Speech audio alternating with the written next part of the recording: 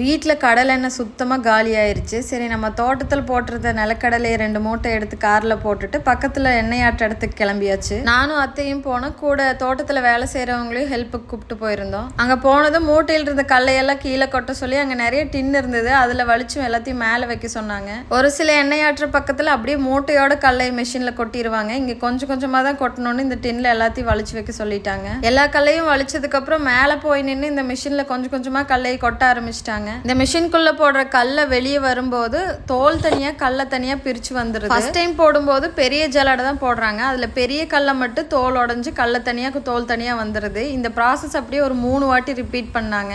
ஜல்லடை மாற்றி மாற்றி சின்ன சின்னதாக அடுத்தடுத்து மாற்றுறாங்க. அப்போ அதுக்கடுத்து சின்ன சைஸ்னு அப்படியே கல்லை உடஞ்சிட்டே வருது. அதிலிருந்து வெளியே வர கல்லையெல்லாம் இந்த ரவுண்டாக இருக்க மிஷினில் விழுகுது. இந்த மிஷின் நல்லா ஷேக் பண்ணி உடைச்ச கல்லை தனியாகவும் உடைக்காத கல்லை தனியாகவும் வெளியே அனுப்பி. இந்த ப்ராசஸ் மட்டும் கொஞ்சம் ரொம்ப டைம் எடுத்தது பண்ணுறதுக்கு. ஒரு 2 hours மேலே ஆயிடுச்சு இந்த கல்லையெல்லாம் உடச்சி வர்றதுக்கு. நாங்கள் இதில் பாதி கல்லை தான் எண்ணெய் ஆற்றக்கு எடுத்துக்கிட்டோம். மீதியெல்லாம் விதைக்கிறக்கு வச்சுட்டோம். விதைக்கிறக்கு கல்லை வேணுங்கிறதுக்காக தான் இந்த மிஷினில் போட்டு ஸ்லோவாக இவ்வளோ ப்ராசஸ் நடந்துட்டு இருக்குது. ஆயில் ஆட்டுறதுக்கு மட்டும்தான் இந்த மெஷினில் போட்டு டக்குன்னு எல்லா கல்லையும் ஒரே டைமில் எல்லாம் உடச்சி கொடுத்துருவாங்க. எண்ணெய் எவ்வளோ தேவைப்படுதோ அந்தளவுக்கு கல்லை மட்டும் எடுத்து எண்ணெய் ஆட்டுற மிஷினில் போட்டாச்சு. இது கல்லையை ஸ்லோவாக கிரைண்ட் பண்ணி எண்ணெய் தனியாக புண்ணாக்கு தனியாக பிரிச்சிடும். இந்த புண்ணாக்கை மாட்டுக்கு போட்டுக்கலாம். நம்ம தோட்டத்தில் எந்த மருந்தும் போடாத நிலக்கடலை ஆட்டி சுத்தமான கடலை எண்ணெய் வீட்டுக்கு ரெடி பண்ணியாச்சு.